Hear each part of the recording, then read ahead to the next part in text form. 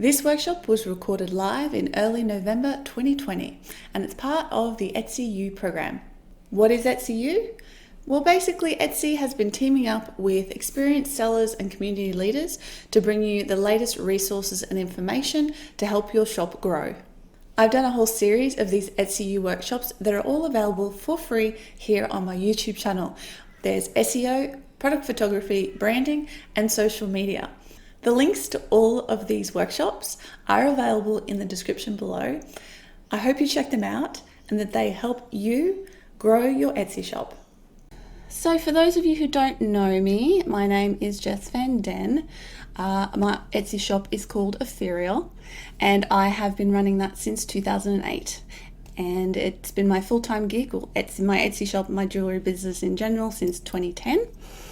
I also have my own website that I run things that I sell my jewelry on. I'm also the founder of Create and Thrive, where I run a blog, a podcast, my YouTube channel, membership site, and courses all about how to turn a handmade hobby into a thriving and profitable business. So I was super excited to be part of this Etsy U program. I was actually part of the pilot program last year. They did a small pilot of the program. And if you have watched the YouTube video I have on SEO, that was part of the pilot program for Etsy U. So this year I'm back again to do 3 workshops. As you know, today we've got photography, tomorrow we have branding, and then we have social media on Thursday morning or the night before for those of you who are in the States or Canada. Okay, so I think that's all you need to know about me before we get started. If you have any questions, you can always get in touch with me via email or via Instagram. All right, I'm seeing somebody saying there's no sound. Is anyone else having that issue?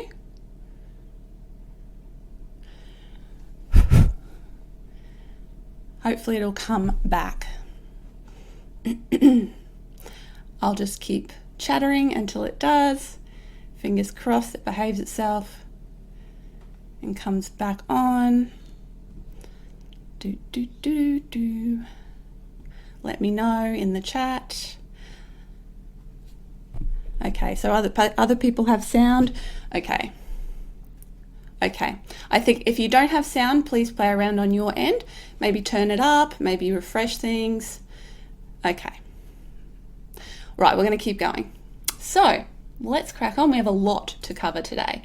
So here's just an overview of what we're going to be covering today. So we've got the intro, the importance of photography, equipment, styling, photography inspiration, and activity. Thank you all for the sound feedback. I appreciate it. And then we'll just recap. And we've got, we'll have a little activity at the end. It's going to be good. Let's get moving. So this is huge. This is why I wanted to start with product photography, because it is, like, as far as I'm concerned, the most important thing to get right about having an online handmade business, and that goes for Etsy as well. If you get your photos right, you're going to be way ahead of the pack and you're going to have much higher success rate. Okay, so they are absolutely key to being successful. So before we move on to the next slide, I just want you to think about this for a second. When you are buying something online, what is the number one thing you look at? What is the thing that will make you click or make you not click on a purchase? You know, what's the most important thing to you? For me, it's probably photos, because we all shop with our eyes now, don't we? We look at the pictures, we look through all the pictures, and basically that's the thing, because we can't feel it, can we? We can't pick it up, we can't look at it, we can't see it in real life. So basically we're trying to make sure that it is exactly what we want. And sure, I read the description. I'll be honest, I often don't read policies and things like that. I really should, because we all should, because we all know when it goes wrong. It's usually because as a customer or the customer didn't read some of the policies. So, you know, but really it does come down to the photos for me, and I'm wondering if it's the same with everybody else. So here's just an example of a shop with some lovely pictures. I'll just let it scroll its way through. Etsy's got all these funky little GIFs in here, which is fantastic. Nice bright photos, simple, showing the item, nice stuff. All right. So we're going to start by talking about with the importance of photography.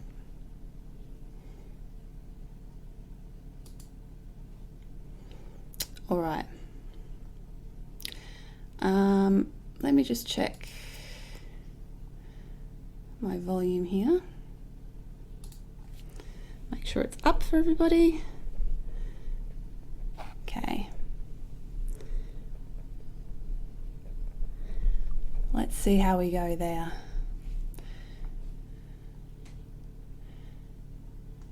Thank you, Nick. Yeah, as Soap Cult said, hello, good to see you. Good photography is a must. I won't even click if the photo is not the right look, feel, or quality. Good point. Okay, so they're your way of making that good first impression on the buyer. Once the person sort of clicks through, your photos start doing the talking and they start telling people what your product is all about. The first listing photo is absolutely key. That is the one that will show up in search, and it is the one that makes the biggest difference as to whether somebody will click through to your shop or if they will just skate straight past your picture and click on somebody else's shop. Think about when you've looked in Etsy search, like what you just scan it, right? And certain things pop out at you, right? And that particular photo captures your attention. Have you ever actually sat back and analyzed why that is? Like, why do some photos capture your attention and other photos your eyes just glaze right over them? That's what I want you to start doing when it comes to photos, looking at other people's photos as well. Also, searching for your own stuff in search is a really good way of doing this, and comparing your photos to other people's photos in search and making sure that your photos actually stand out from the crowd. And that's what we're going for. We're trying to make those excellent photos that really stand out. So Etsy's done customer research on this, and I'll show you the results of that. So quality of images, 90% of shoppers said the quality of the photos were extremely important or very important to a purchase decision. It's even more important than the cost, as you can see from this graph, and then the shipping cost and reviews. So the photos are really, really, really key, really important.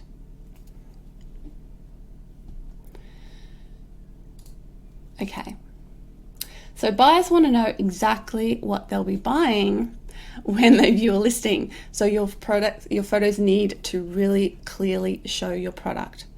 And this is a really important point, this next paragraph. No matter how amazing your product is, a bad photo really can prevent you from making a sale. I've worked with so many people over the years that have had beautiful products but terrible photos. And if you have beautiful products but terrible photos, you're never going to make a sale online, because people just won't click through. They won't take that next step because the photos don't reflect the product well enough, basically. So it is incredibly important that you get your photography right. Now, another thing, a question people often ask, I see it popping up, is do your photos directly influence your search ranking? Now, no. So if you have all 10 photo slots full, that doesn't change where you turn up in Etsy search. Okay, it's not, the number of photos you have is not built into their algorithm. That's not important. However, what does influence your position in Etsy search is your conversion rate. So what's a conversion rate? It's the number of people, or the percentage of the people who click through to your store who end up making a purchase. The higher your conversion rate on a particular listing, so one item, the higher it will then be shown in search next time, because the Etsy AI algorithm is getting the signal that people who click through to this item end up buying it more. So it gets higher and higher in the search. So that is why having a lot of photos, like all of the good photos and the right photos and good photos, can positively impact your search position. It's not that you have more photos, it's that your photos are so good that people then end up buying the item, which increases your conversion rate, which increases your search ranking. Okay, so that's a really important little thing to know about the search rankings. Okay, so let's talk about the elements of a good photo. Before I move on, I want you to type in the chat, what do you think are the elements of a good photo? What makes a difference when you look at a photo? And also tell me, what are the elements of a bad photo? When you look at photos and you go, oh, that's terrible, what is it about it that makes it terrible? Let me know in the chat. I'm going to have a sip of my tea while you type that in and let me know.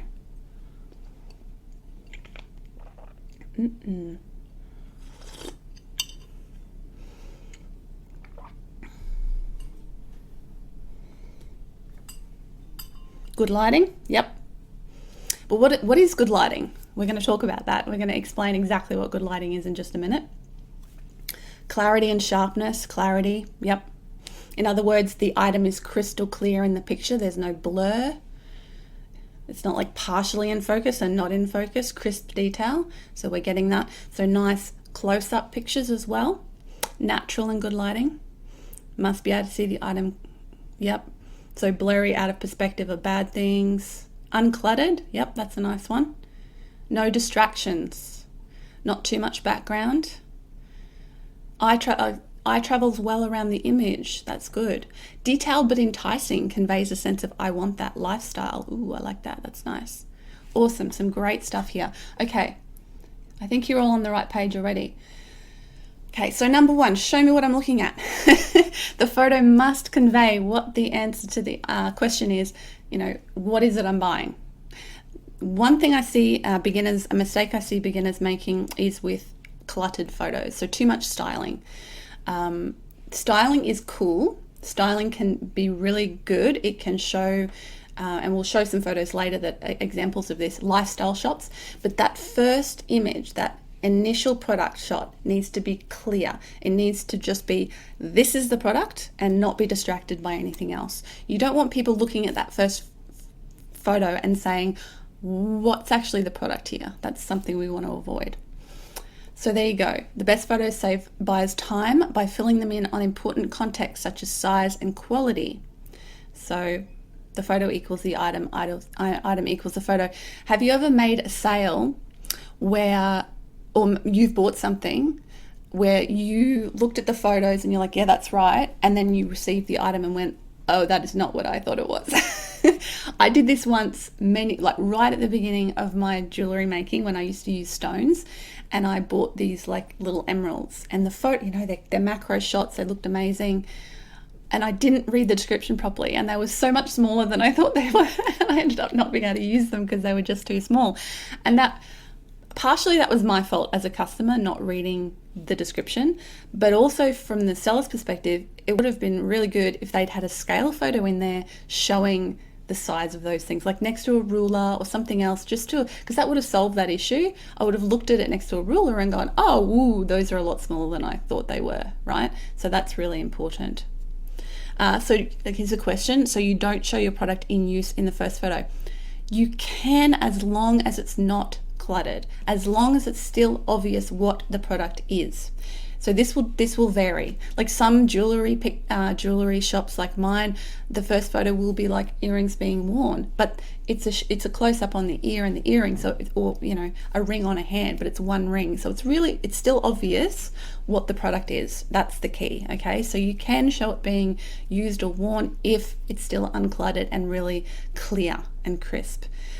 You want that photo to be clear and enticing. So you want them to be able to click through and find out more. Okay. So here's a nice little breakdown for you. Now remember, if you're on my list, the Etsy U email list, I'm going to send you all these slides afterwards. Okay. So don't worry about, oh my God, I need to screenshot, although you can if you want. If you're not on the list, you just need to go to createandthrive.com/EtsyU. That's all in small letters. Could you type that in for me, Nick? createandthrive.com/ETSYU. So EtsyU, and pop your email in and I'll send you all the slides if you've just come across this because you're subscribed to my channel. Okay, so count. Are there enough photos for me to understand what the item is? This is another problem. I see people take like 1 or 2 photos and you kind of show what it is, but you don't give me more. You like, if it's a piece of jewelry, it's just a photo of it flat lay, and that's it. I'm like, I'd really like to see it worn. I'd like to see the back of it. I'd like to see it in context. I'd like to see it from a different angle. Like, give me a bit more. Let me into the world of the product a little bit more with those extra photos. And of course, remember now, you have videos as well. You can do videos in your listings. We'll talk a bit more about that at the end. So content, do the photos answer any questions or concerns I have about the item? Angles, lifestyle, on a person, in use, variations, personalization. We're going to cover all that later. Characteristics, does the photo look professional? Does the item feel high quality? Can I trust this seller? So that's another thing that good photos really indicate to people that you are a professional, that they can trust you, you're trustworthy, and you're really into this. Like, this is a real business, not just some hobby thing that you don't take seriously. Okay. So here's just a few examples of photos of nice photos of items. Now you can see the one on the right there. It's obviously the book stand. What are they called? Bookend. That's what they're called. I wouldn't personally choose that as a first photo because it's a little bit busy, but it's a nice lifestyle shot. Okay. So there are other areas of your shop you need to have good photography too, not just your listings, right? Because the whole package comes together to create your brand, and we'll talk more about it in tomorrow's workshop if you're attending that one as well. So these are the other areas you need to think about. Your banner, your icon, your personal avatar, and your shop's about section. You really want to make sure that you have beautiful, clear, crisp images in all of those areas as well. Okay, and they should be on brand. They should be they should look like your other photos look. It should all be seamless. It should all work really well together and reinforce the brand of your shop. So here's just some nice examples. Beautiful banner. Everything looks nice together. Down here, same thing. Logo. And even her color scheme. See the clothes she's wearing is a similar sort of color scheme to her products. It's really good. So a nice logo.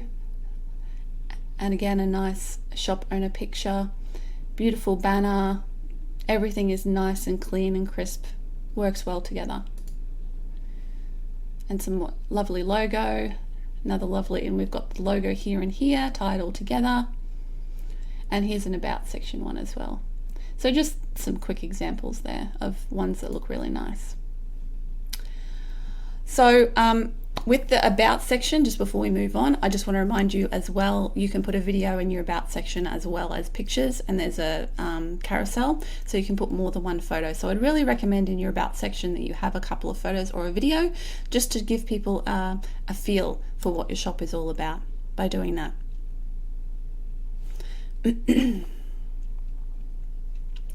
All right.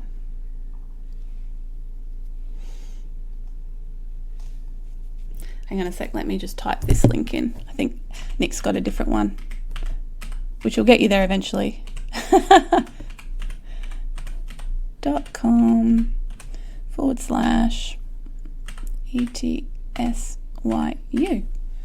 There we go. My the keyboard is behind my microphone, which there's like a thing here to make it less echoey in here, so I have to reach over it to get to it. Okay, so photography equipment. Who uses their phone to take photos? Hands up in the comments if you use your phone. I've more often been using my phone in the last few years. I do have a nice DSLR. I probably should have had it here to show you, but it's pretty old now. It's probably about 12, 13 years old. I am thinking about getting a new camera soon, but you can use your phone. A lot of us do, I'm sure. So we're going to just quickly go through this stuff. Different cameras, your accessories, editing tools and apps, because you must edit your photos, okay? No ifs, buts or maybes about it. Even if you get a beautiful photo, chances are it will benefit from a little bit of editing and a little bit of tweaking. We got yeses everywhere. Hands up. Excellent. Yeah, most of us these days will probably be using our phone if we have a good one. All right, so the 4 types of cameras. We have our smartphone camera, compact, so those little point and shoot ones, DSLR and mirrorless cameras are all of the different camera types. Oh, I've lost my slidey thing. There it is. I've got like 4 windows going on here, people. Okay, so let's just quickly go through these. Now, obviously, smartphone cameras these days are amazing.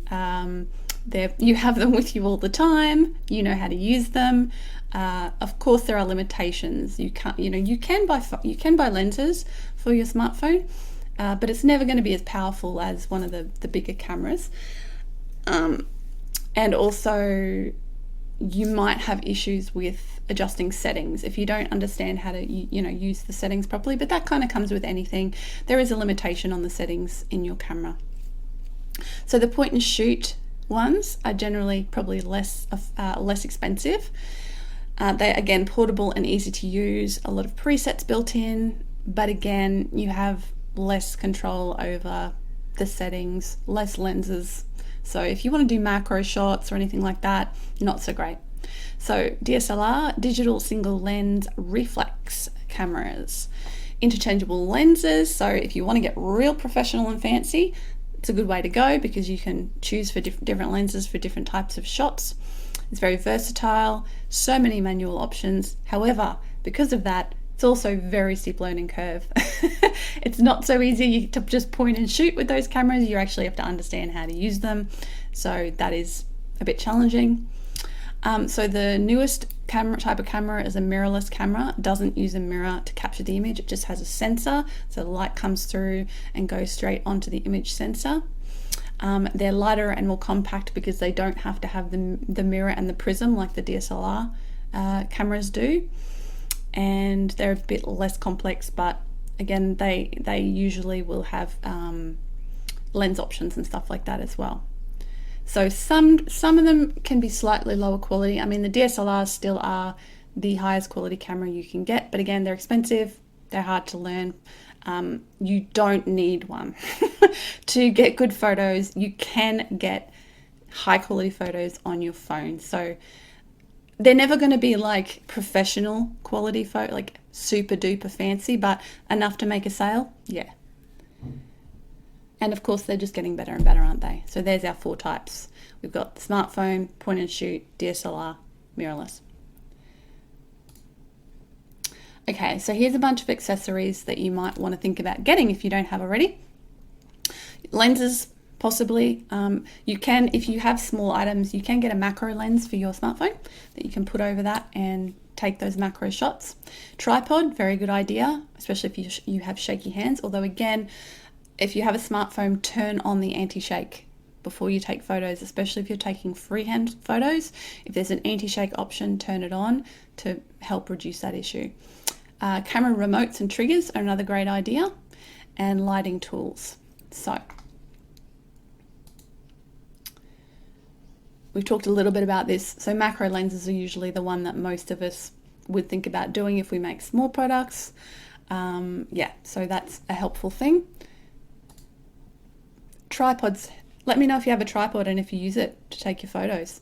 I have one. I have used it in the past sometimes, but generally speaking, I like to freehand my photos, and the reason for that is because I like to move around the item and take it from lots of different angles, and then when I'm editing I end up picking the best angles. Because I make silver jewelry, there's often like a flare of light on certain angles, and in some instances I want to capture that flare, and in other instances I don't want to capture that flare.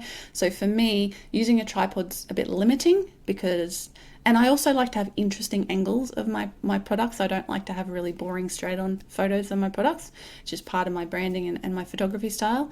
So yeah, but if you're shaky or you're taking really close up macro shots, can be tricky freehand because you can get a shake and a blur because you're taking such close up pictures that if you need a tripod, use a tripod. You can get very affordable ones online, and you can get again, I should have brought my stuff with me so I had props, but I have my tripod. I have a it's about $10 on eBay. It's like a hard plastic thing that screws onto my tripod and holds my phone. Okay, very much worth the effort to get one of those. I actually use that when I'm shooting my YouTube videos. Normally I'm using the webcam today, but normally I use that with my phone to shoot my YouTube videos. So very good investment there. Another good one is a camera remote. You can get these for your phone. They're like, again, really cheap, just a Bluetooth little remote. So you can actually set up the tripod, set up your phone on there and actually have a Bluetooth remote, again, to stop any shake and any blur happening when you press the button to take the photo. So it removes that completely. It also is really good if you're using yourself as a model because then you can stand in front of the camera and just press the button to take photos rather than having to like set up the timer and getting yourself in the right spot. Yeah, so that's a good use of that as well. Okay, so here's just a breakdown of our lighting options. Natural lighting is the preferred option, right? But we can't all use natural lighting. So here's a whole bunch of other options. Natural lighting using the sun. Do not use direct sun, ever, ever, ever. It just gives you harsh shadows, unless for some reason that's your brand. It generally doesn't look good, but some like streetwear brands and stuff use that because it gives it that harsh look and that's what they're going for. But generally speaking, you want to use diffuse natural light. You can just use a windowsill, when the sun is not coming through there, outside under a veranda, something like that, where you're getting the light, the ambient light, but you're not getting the direct sunlight. If you need to shoot outside, do it on an overcast day. Light boxes and light tents. You've got bounce cards. I'm going to show you pictures of all these things if you're not sure what they are. Softbox lights. I have softbox lights for my office and I sometimes use them for photography as well. External flashes. So that is a flash on the camera, but you actually have separate ones you set up around the room and they all flash at the same time to give a fill light. Some professional photographers often use that, portrait photographers and stuff. And a flash diffuser, so on top of the actual flash to diffuse the light.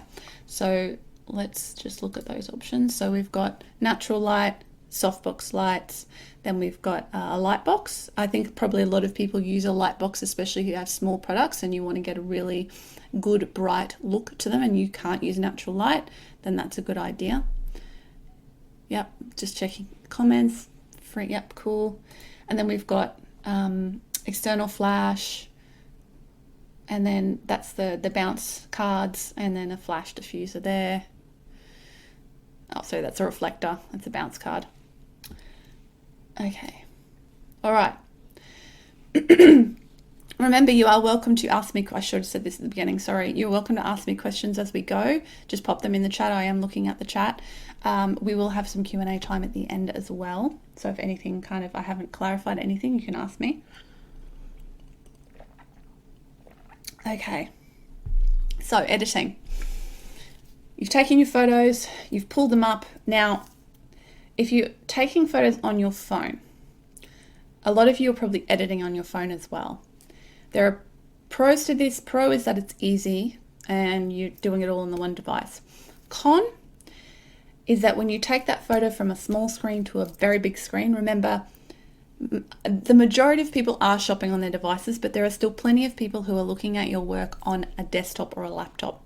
When you take that small photo and you blow it up to desktop size or even like TV size, you need to make sure it still looks okay. So, I strongly recommend that you edit on a computer if you are able to do that, because you will get a better idea. Basically, you need to test your photos on multiple devices, okay? When you've finished it, once you've edited it, then look at it on multiple devices. Look at it on a different phone. Look at it on a tablet. Look at it on a desktop or a laptop. Because what I will find is that I'm taking the photos on the phone. They look really nice and bright and crisp. But then when I blow them up, I'm like, oh no. Okay, or vice versa. I edit them on the big screen and then I pull them down and they're not bright enough. So just be aware of that difference across sizes of devices and across devices in general. It's always a good idea to have a disclaimer in your description saying, while we do the best to shoot true to life with our colors, please be aware that colors may differ slightly on different devices. So that's a good disclaimer to have. So you want to crop your photos nice and tight. Another mistake I see people making is they have like a photo this big and their item is like small in the middle. Remember, when people are looking at your item on a phone, then basically what's happening is they're getting like all these little pictures on here and they're teeny tiny. So what you don't want to do is make your product teeny tiny in the picture. You want it to fill up the picture, like pretty much as max as possible, especially, again, remember, on that first product shot. In subsequent photos, you can have a bit further back and have more lifestyle-y type of shots, but in that first photo, you want to show the product as big and as clear as possible. Don't go overboard with your editing, so don't over-edit. A lot of people do this by overexposing the picture, like they go too far with their brightness and their contrast, and it just looks washed out, or it looks just unnatural. So be careful with that you don't go too far. What I have discovered, a good way to do it is I actually focus on the highlights and the shadows. So I'll focus on the highlights and the shadows before I adjust contrast or brightness, and bring those into balance. And then if I need to give it a bit more brightness, I might bring the brightness up a little bit. So just be wary of that, not to go too far with your editing. You want to keep it looking natural. And don't use any Instagram filters or anything like that. Definitely not. Silver Alley, how do you easily transfer photos from phone to computer to edit? I do it on Dropbox. So I have Dropbox, which is connected to all my devices. If you have Google, you can use Google Drive. If it's on your phone, you just upload it to Google Drive and then go to your computer and download it from Google Drive. Same thing with Dropbox. That's a good way of doing it. I guess if you're an Apple person, you guys have some sort of ecosystem where everything talks to each other. So that's probably how you do it there. Okay. Yeah, so I've had Lois, I've had difficulty with the thumbnail photo. If I crop the photo too much, it will be too large for the thumbnail.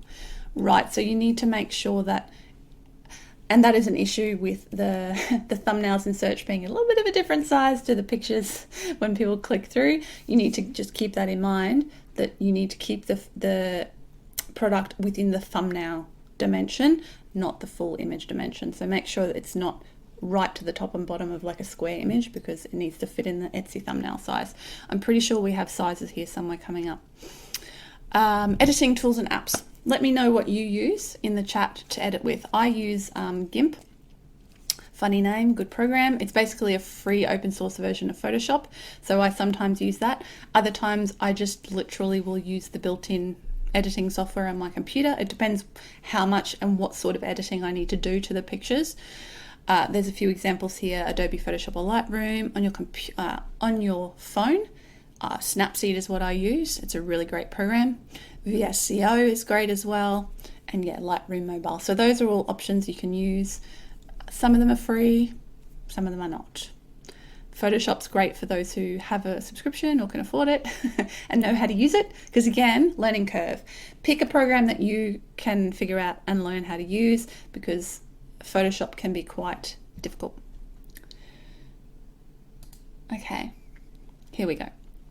So image resolution, you want to aim for that higher image resolution. Again, these days, if you're taking photos on your phone, this really shouldn't be an issue. Just make sure you have the resolution set to high definition. So that should give you the max size.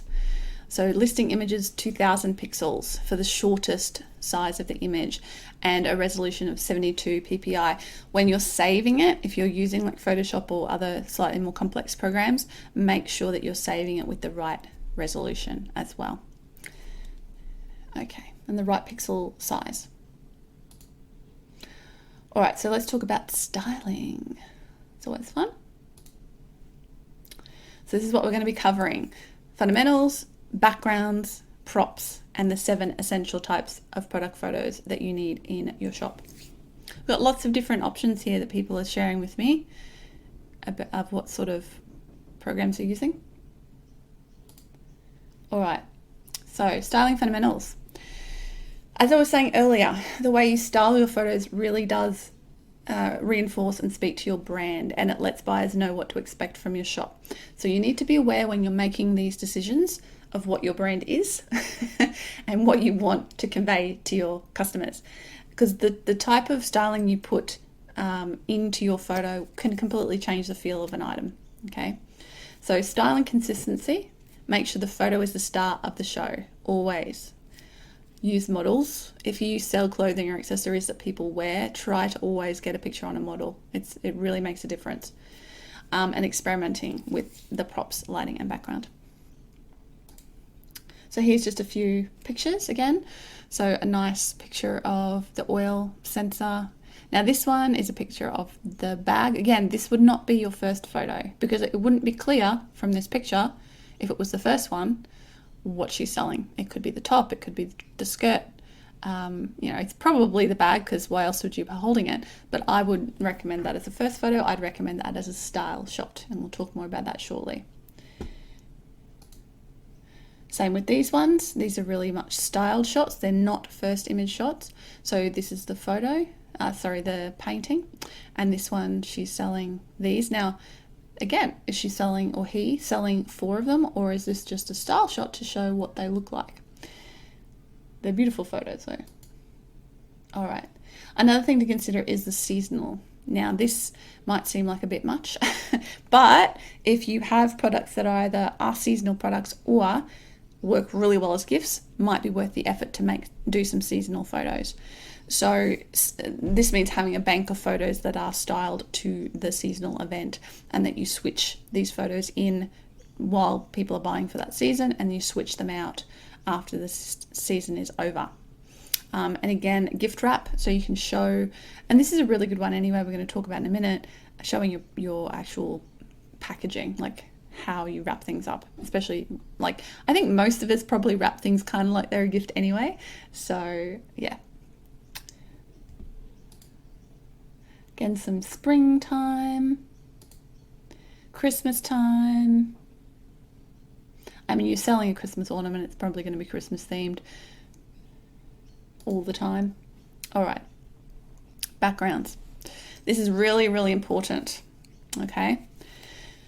Keep it simple and neutral. You want your background to, again, this is for, especially for the first photo, you want to keep it simple and neutral to show off your product to its best. Now, if you're photographing really bright, bold colors, you want to keep the background very neutral. If you're photographing really white or neutral color products, you probably want to switch things around and actually have a brighter background to provide contrast.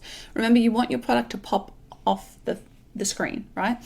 So for me, in my shop, because I sell a lot of silver, I actually hate how silver looks on a white background. I think it just gets washed out and doesn't look so great.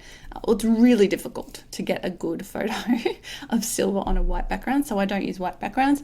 I used to use dark, like I've got sort of some scrapbooking paper, big, because it's nice big pieces of paper, in like a dark grey, dark blue, and I use them as my backgrounds. I've moved into using wood for my newer shots, but again, it provides contrast to my product to make my product pop off the screen rather than it disappearing into the background. So your background should be simple, but it should provide contrast and help your product stand out from the background. It's really important. And you want to make sure it does not detract or distract from your product. One mistake I see people make is if they have a textured product, they use a textured background. Don't do that. It's too messy. Or there's like the background's in multiple parts, and then there's a product and there's too much going on. As Aaliyah from Soap Cult mentioned earlier, think about how the eye will move around the picture. You want the person to look directly at the product and look around the product. You don't want them to be distracted off by something in your background. Very important. They give a ad pro tip here. Tends to be the sort of ads that perform well with the very soft neutral backgrounds. Another thing to remember is with watermarking. Strongly recommend against it. Etsy strongly recommends that you don't have any watermarks on any of your pictures, especially for ads. I'm not sure about Etsy, I'm pretty sure though. They say that a lot of programs just won't let you advertise pictures with watermarks on them. And also it is not favored by Google search. If you have watermarks on images, they'll tend to depress their ability to show up in search as well. And the thing with watermarks is, if you're selling digital prints and stuff, just make the resolution small, and then nobody can reproduce it at quality. That's usually the best thing to do, because watermarks do detract from a picture, and it doesn't stop people from stealing pictures anyway. So here's another example of a really nicely photographed shop.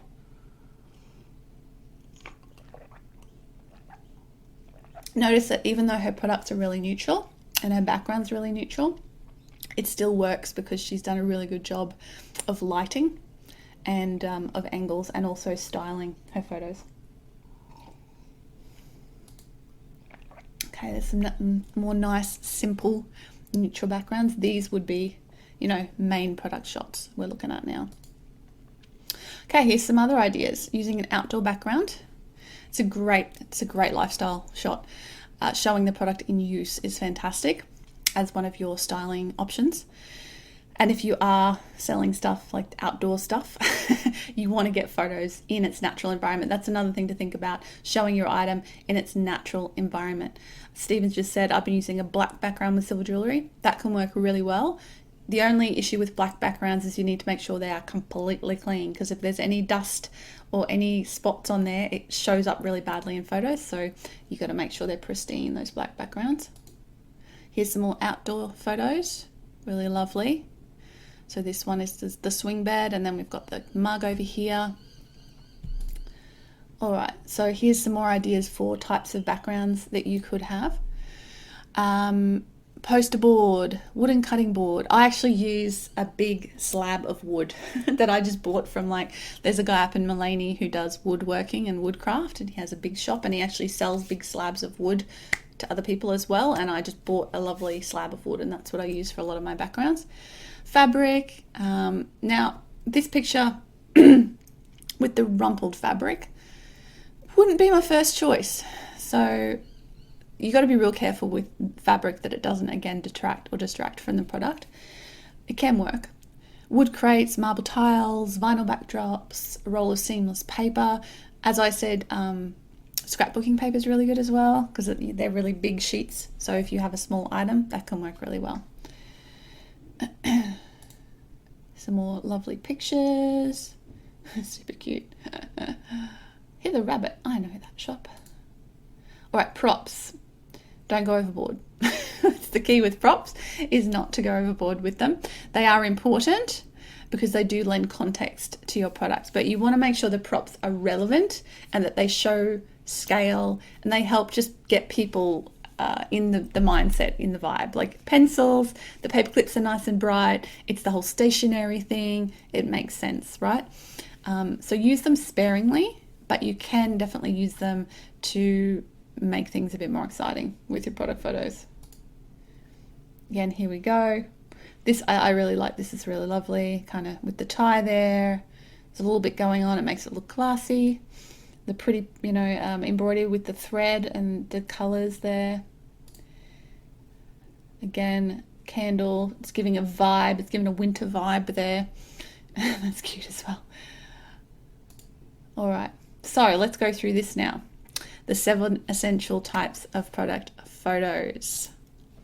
Studio shot, lifestyle shot, scale shot, detail shot, group shot, packaging shot, and process shot. Hands up in the comments if you have all of these in your listings in your shop. I'm going to guess that most of you don't, and that's okay. It's something to work towards. But it's definitely a good idea to have as many of these as you can, because again, it will flesh out your photos. It'll give people much clearer idea of what your product is all about. And the nice thing about the group shot, you can take a group of the one product or multiple things. You can cross-sell by showing other similar products. It's great. Process shot or process video, another good idea. So studio shot. The plain, simple backdrop brings out the details and textures of the unicorn. Very, very cute. So that's the studio shot is the main shot. Okay, it's that number one shot. I'd probably, if it was me, I'd probably crop that a little bit more and crop it into the unicorn a little bit more. Just take off that white space at the top. Lifestyle shot. Okay, model wearing the bathrobe. Hello, this could be you, feeling awesome, wearing my lovely linen bathrobe. It helps the buyer imagine themselves in the circumstance, okay? Imagine them wearing it. It shows how it drapes on a real human being. It's not just flat. It's a really nice thing to do. Scale shot. This is a really important one, and I strongly recommend you make sure you always have scale shots. This is what I was talking about earlier, where you just instantly know how big that is because it's on a person. So if you struggle with this, you can put stuff in a hand. That's a really nice way to show scale. Now, of course, hands are different sizes, but it's a general idea. Like, I have really big hands for a woman, like the size of my head almost. And it's just a simple, like jewelry, you could put it in the hand, or other small items, put it in a hand just to give it a scale, which is really good. So shoppers want to know what size something is, and this just instantly tells you. Detail shot. So here's where you're going to use your macro, if you have one, to get really close to the item and show it up close and show the details. This is especially important if you have really lovely texture in your item or really lovely details that wouldn't be obvious from further back.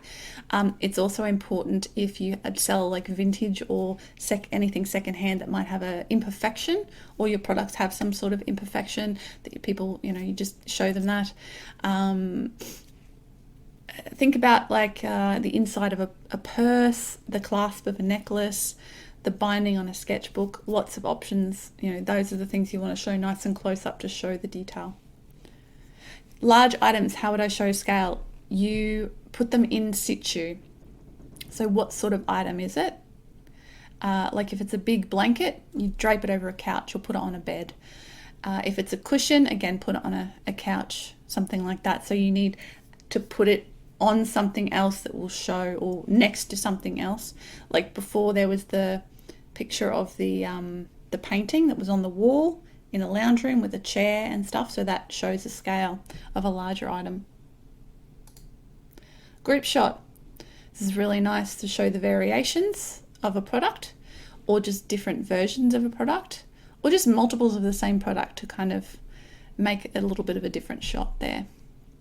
So if something is available in multiple options, it can be a really good idea, like different colors, materials, fabrics, whatever. By putting them together, you kind of are doing that potential cross-sell. If somebody's come across this listing and they clicked on the pink bowl, but they've come in and gone, oh, I actually really like the blue bowl, so they'll end up going and buying the blue bowl, right? Packaging, always nice to show how things are given to people. Like, they know what to expect when they get it in the post. And if you have particularly lovely packaging, definitely take a photo of it, because it can be an upsell thing for people. They're like, oh, well, that looks fantastic. Definitely want to buy that. And again, it could be something that somebody's buying for a gift. And so that's a really good way of sharing that and making sure it's top quality. Process shot or process video, you can also add these days. So it shows that you are making it. It shows how you are making it. You can just do a little kind of, a little quick video. You don't have to obviously show off the whole process, just a part of the process, or just the photo is fine as well. And it just gives it that handmade feel to it. Okay. So this is fun. Little dog bags. It's like a pannier for dogs, like a bike pannier for dogs. So you can have up to 10 photos. The more you have there, the better, because you can capture it from different angles. And you can, if you offer different options for an item within the same listing, you can add variation photos. So let's talk about that, how we can do that. You can actually link an item to a variation. So what you can do is, if you have variations within the same listing, when you go into your editing, so the back end, you can actually connect it. So go into your listing back end and click on link photos, then choose from your existing images to link it to a certain variation. Very handy if you want to use variations so that you can link it. And you've probably seen this on other sites where you click on the right color and it shows you the item of the right color. You can do the same thing in your listings. So if you want to upload a new image to one of your variation options, you'll need to add the image to the listing first and then add the variation, or link it to the variation after that. All right. So that's a nice thing. Now with variations, I do recommend that if you have variations of the same product, I often recommend that you actually have them in separate listings. I could clarify that by saying have separate listings with a different variation as the main photo. So you could still put all the variations in each of those listings, but by having the different main photo for each of those listings, you get more chances to show up and search, and you get more chances that people will find the thing that they love. Like imagine if you like those bowls earlier, and there's like 5 different colors. If you only have the one listing with the variations in that listing, the people browsing in search will only see the one color in that main image. Whereas if you had 5 listings with all of the different colors as the main image for each listing, then they're more likely to actually see the color that they want and then go through and buy it from there. So do keep that in mind when you are setting up your listings, to make sure that you are appealing to everybody and all the different people who might like the different variations. Okay, so photo shoot checklist. Again, you can get this, you'll get this, I'll send it to you. So plan your next photo shoot using a checklist, and here's just a nice simple one for you. Scheduling, planning out your shots. So you need to have an idea of, what you're going to do ahead of time, so you can make sure you have all your props set up, getting everything together, set up your background. With your lighting, if you're shooting with natural light, you need to actually make sure you're picking a day that's going to have good light, so you might have to plan ahead for that. Make sure to have that steady camera, take the photos, and then edit the photos. All right.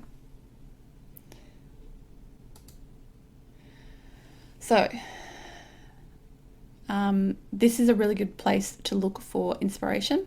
So the editor's picks on Etsy, because they're going to be good quality stuff, right? So go have a look at that if you want to look at some really good examples of photography. Again, I do recommend that you go and look at Etsy search. Actually type in the keywords that you would use for your own listing if you don't already have a listing there, and then see what other people are doing. Actually like study other people's photography and look at what appeals to you and what doesn't appeal to you, and really think about why that is. What is it about the photos that appeal to you? What is it about the photos that don't appeal to you? How can you use the photos that look really well? How can you learn from those and use that same stuff in your own photography, those same tips and tricks in your own photography? And it's really good to look at people who are making stuff similar to you, because you'll just get a feel for what can work and what might not work in your field. Transparent items. Whew. That's a tricksy one. It depends on the item, I guess, but you just need to have really good lighting that doesn't reflect. You need to make sure that the lighting source doesn't reflect on the item. That would be the main thing. Like glass is really difficult to photograph for that reason. Okay. Whew, there we go. There's a lot there. I know. I want you all to have a go at this now for me. I want you to either share a listing in your shop that has the best main photo in the chat, or share a shop or a listing from a shop that you think does a really, really good job of doing awesome photos. So go have a look now on Etsy. If another thing to do, again, you can go and have a look at your favorites. There might be some stuff in there. You could go search one of your keywords right now and see someone else in your field and what's a photo that's really, really good. Share that with us in the chat, or share your own from your own shop. If you think you have a particularly good one, have a share there and tell me why it's good. I want to know why you think this photo is good. What's good about it? What really struck you about it? Why is it an excellent photo? I'll give you a minute to do that. I'll finish my tea.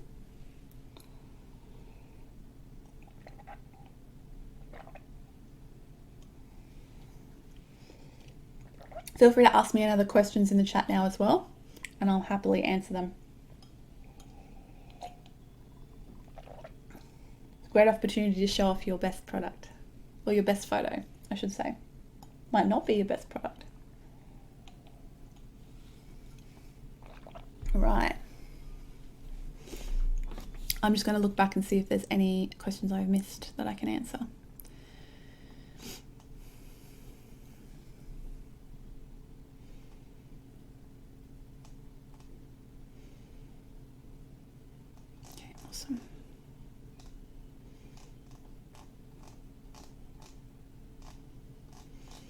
I would normally go and grab a photo to show you myself, but I'm too scared. I don't want to touch anything. It took me forever to get all this set up. I don't want to risk mucking something up by navigating to a new window or something. I'm just also going to type that link in here one more time, in case anybody came along and missed it.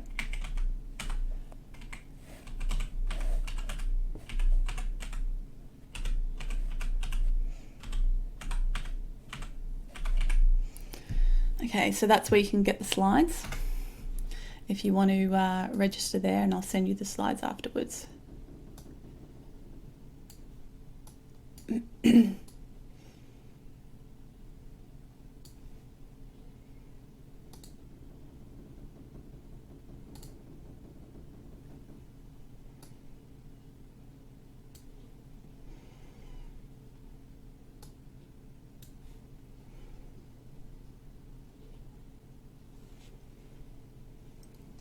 Okay, Plum9 Studio has a question for me.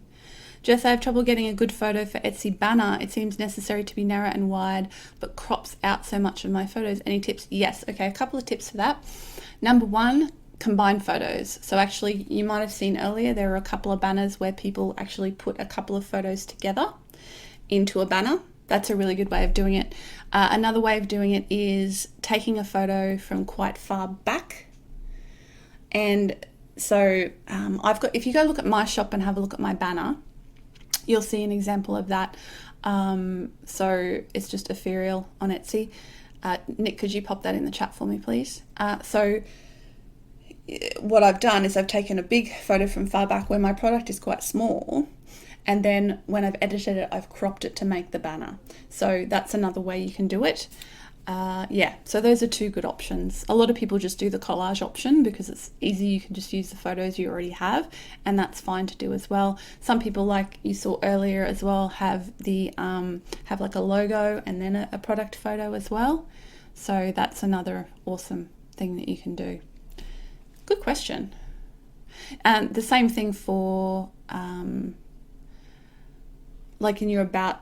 The about pictures are quite landscapey, so you need to be aware if you're taking product photos for the about section that you have that there as well in a landscape format.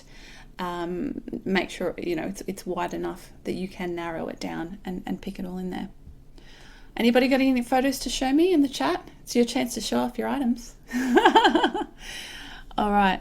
We've got here PCB Home. All of the photos are uniform. They have great bright editing. The products are in a clean space. They provided 2 of the same product and have close-up detail shots. Fantastic. Thank you, Hayley. That's great. Great feedback on their shop as well. And that's another great thing to do is if you see a photo in search that really captures your attention, go in and click through to their shop and look around and look at what they're doing with their branding, with their banner, look at what they're doing with all of their, look at what they're doing with their avatar, look at what they're doing with their personal profile picture. You want all of them to work well together. Again, in my shop, I've got the banner, and then I've got my logo, and then my personal photo. I think I'm wearing like grey, so I sort of blend in with my greying hair and my greying clothes with the sort of vibe, the silver vibe, I should say my silvering hair, with the vibe of the shop, and that's very deliberate as well. SFL says, sometimes, rarely. I think I've nailed it, and then other times I feel like giving up. Wish I could be consistent. Yeah, that can be really frustrating, and it's pretty common. I know, like, sometimes you just get that shot. Sometimes you just get the perfect photo, and you can never quite recapture whatever it was that you did to get that perfect photo. I've got one like that that's just like the perfect shot, and I've tried to recapture it and I've never managed to do it again. It was just something magical about the lighting or the angle, the background, So sometimes you get those, and just milk the hell out of those perfect shots. Like, use them in your marketing, use them as a representation of your brand and your business. So yeah, they're really, really good, and definitely use those. Carly, absolutely. There will be a recording of this on my YouTube channel afterwards, so you'll be able to rewatch it for sure. If you just come in late, don't worry, that will be available. That's okay, you can share a link. Thanks, Nick, sharing that link to my shop there as well. And I'm not perfect. My photos aren't perfect. There are some, especially from some of my older products, where I look at them and go, okay, I really need to improve that. But overall, I'm pretty happy with them, and they do a good job of selling for us. All right. Here's a quick recap. So you want to, create those awesome photos, because they are what will make all of the difference. They are what people will use. As I say, 90% of people say that was one of the most important things for their decision. Make sure the photos outside of your listing are also excellent and that they reinforce your brand. Make sure to use as many of the photo slots as you can. We talked about those 7 types of product shots. That's 7. Like, you can just pop a few more in there. Great. Make sure they're styled thoughtfully, where the product is the star of the show always, and that everything else reinforces that and supports the product, doesn't detract from it. Make sure you've got the right equipment and that it's set up properly. Even if you have a smartphone, try playing around with the manual settings. You may find that you can get better photos by actually learning a little bit about how to use the manual settings rather than just using auto. And don't go overboard with your editing or your props. Less is more, people. All right, another question. Let's see here. When editing photos in Lightroom, is there an option? There is an option to add keywords. Once this photo is published on Etsy, are these keywords now searchable online? I don't use Lightroom. I'm assuming this is like alt text, in which case it should show up. I'm trying to remember if alt text is searchable in Google. It wouldn't matter for Google. It wouldn't matter for Etsy search. They don't look at that stuff. But Google search, it may work. There is a link further up, createandthrive.com/EtsyU, where you can register for me to send you the slides. They're not just available as a direct link. Are you guys allowed to put links in here? Maybe you're not. Maybe it's actually set up so that you're not allowed to share links. I know Nick can, because he's a moderator. So that might be an issue if you're trying to share links and I'm not seeing them. Again, it's the first time I've done this, so thank you for bearing with me. Hopefully it's all gone well. Yeah, so those keywords in Lightroom are just for searching on your computer. Okay, so it's not like alt text. It's if you name your picture. So when you save a picture, make sure the name that you give it, don't just leave it as like 5672993. Like, actually name it, because that will affect Google search. So always put your brand name in the name. And put some keywords. So if I was, which ring? This ring here is one of my rings.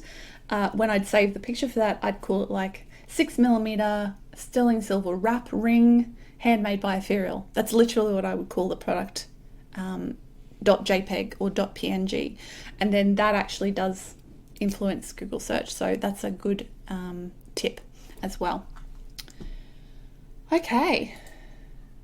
Now remember about videos. If you haven't used them yet, I've popped one in my shop, and one of my products, I have these secret message rings where I stamp. So I've got a little video showing me stamping. So that's super fun. I'm thinking about adding more of that. Have a think for a second and share with us in the chat. What's something that you could put a video of in your listing? What's something that you could film that would make really good sense to add to one of your listings? So I can think of some more examples in my shop. Some of my earrings are a little bit interesting as to how you put them on. So I could actually show a video of me putting it on to show you how to do it, or how to open it up. I could even, I could show other making photos. So of like shining things, or using the shining wheel, buffing wheel, or even just hand polishing it. I could show like moving modeled photos, so me modeling like a pair of earrings and sort of moving around and getting the flash on them. So there's lots of options for how you could get little videos in there, listing videos. Does each picture need different keywords? No, I'd like, if I was taking photos, if it was photos of the same item, I'd just call them 1, 2, 3, 4, 5. But for a different item, you would have different keywords, but not for the same item. So Layla has found La Marcoterie. Colors are lovely and work well together, warm and natural. Include shots of products, personal care. Packaging, styling looks professional, props don't detract, and they show using products. Brilliant. Okay. So videos, what videos could you use in your shop? They don't have to be complicated, they don't have to be long, they can literally just be a few seconds. Again, this is just a reminder of the check-in. If you didn't do this earlier, I'd really appreciate it if you'd spend a minute to go do the check-in. Etsy will then stay in touch with you about the Etsy program, so further opportunities to learn from Etsy directly, which is what we're doing today. I didn't really clarify that at the beginning because I assume most of you are here from my email list and you've already heard me rabbit on about this. But Etsy, so this is all this information is directly from Etsy, and I'm passing it on to you today, which I'm very happy to be doing. All right, so right, can't show the photo. Okay, so you guys must not be able to share links. Sorry about that. Like the neutral background, greyish wood showed copper bangles really well. You could really see the detail on the hammering, but it didn't show scale. Okay, so that's something that you can improve upon. You could, a bangle, easy, just put it on someone's arm. Same with rings, you want to put it on someone's hand and take a photo of it. Definitely. Thanks, Nick. All right, so now we've got a little bit of time for any final Q&A. If you have any photography-based questions at all that we haven't already covered, please do pop them in the chat now, and I will do my best to answer them. I'll stick around for a little bit longer and answer any questions that come up for you all. The recording of this will be available once I've edited it up on my YouTube channel. I will send a link to you in the next couple of hours. If you're on that list that I gave you a link to before, the Etsy email list, I'll send you the slides and I'll send you a link to the recording so you can watch it back. And of course, I'll send you then the reminders about the next 2 workshops. We've got branding tomorrow and we've got social media on Thursday. Now the social media workshop is aimed at beginners. So we're going to cover a bunch of what the different social media are, and then we're going to talk about how to be successful on those different social media, but we're not going into like super duper nitty gritty detail about different ones. So if you're really already down with the social media, you probably won't learn anything new. But if you are struggling and you need to learn, okay, what's this whole social media thing about, or you just really don't know how to work the different ones, then you might get something out of that workshop on Thursday. So Lani said lots of my processes will lend itself to videos. Fantastic. Lois says, I tried to share a toilet paper roll cover that I knit with an actual roll picking up behind it. Cute. Awesome. Okay. I hope you all enjoyed that. I know I covered a lot in there, but just, there is a lot to learn about getting photos really, really good, and you'll get better with time. Like I always tell people, go to my Etsy shop and look at click through to my sales, go right to the end, click on that and have a look at the very first photos that I used. Then I managed somehow to sell stuff using back in 2008. It was a different world. There wasn't as much competition. They're terrible. They really are terrible photos. And I thought they were great at the time. I've come a long way. I've learned a lot. It took me years of just experimenting and practicing and learning new things as I went along. So don't be disheartened if you're finding it difficult or challenging. Just keep going, keep experimenting, and again, do some research as to people in your industry, what sort of photos they're taking, what are they doing right, and try to learn from that as well. Not to copy anybody else's style, but just to get an idea of how you can incorporate that into your own photography, basically. So here we go. So here is the link. createandthrive.com/Etsy to register. So I'll send you those slides in the next couple of hours. And thank you all so much for attending live. It was really fun to chat with you all. I will hang out for another minute or so if you have any more questions and you haven't asked them yet. And then if I don't get any more, I will wrap things up. And I do hope you can join me tomorrow for branding. Branding and photography really are very intertwined. So if you really don't have a clue about your branding, you need to think about that really deeply and in detail, before you try to get your photos perfect, because the two things are all part of one. So your photos really do need to reinforce your brand, and your brand needs to reinforce by your photos. And yeah, make sure that your photos are on brand. Very, very important. Thanks so much, everyone. Fantastic. So glad you enjoyed it. And it is so important, so do keep working at it. Thank you, Layla. I'm really happy to hear that. That's fantastic. All right. Thank you so much, everyone. Remember, head on over and register on that link if you do want the slides. And if you're watching this later on, you know, if you're watching the replay of this, that still works. That I will be setting it up so that even if it's a year from now, if you register at that link, you'll get the slides for this workshop. So go head on over and do that. Lois, specific on videos. Will I be doing a tutorial on videos? Not at this stage. I'm hoping that if the Etsy U program goes ahead again next year, they might actually do one on video specifically for Etsy. I certainly could do one myself on video. I will add it to my list. It might be a good YouTube video to do in the not too distant future to give you guys some tips on, you know, how to make good videos for your shops. Elizabeth, you're so welcome. Thank you so much. Layla, yes, they're all getting recorded. I know tomorrow is the US election for a lot of you, so I did not think about that when I was planning it, because obviously I'm an Australian and I planned the dates for these a long time ago.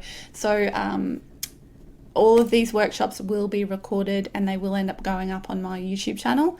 It's just nice if you can attend live because you can ask me questions, but if you can't make it, don't worry, the content will be there. And if you are on that email list, you will get I will send you the slides, and I will send you the link to the recording of each of these 3 workshops. So you're going to get links to all 3 of the workshop recordings and all 3 sets of slides over the next few days. Okay, so you'll get everything even if you do miss it. Thanks so much, everyone. I'll wrap things up there. I really appreciate you coming and learning from me today, and I hope you enjoyed that. I hope to see some of you tomorrow as well. And bye for now.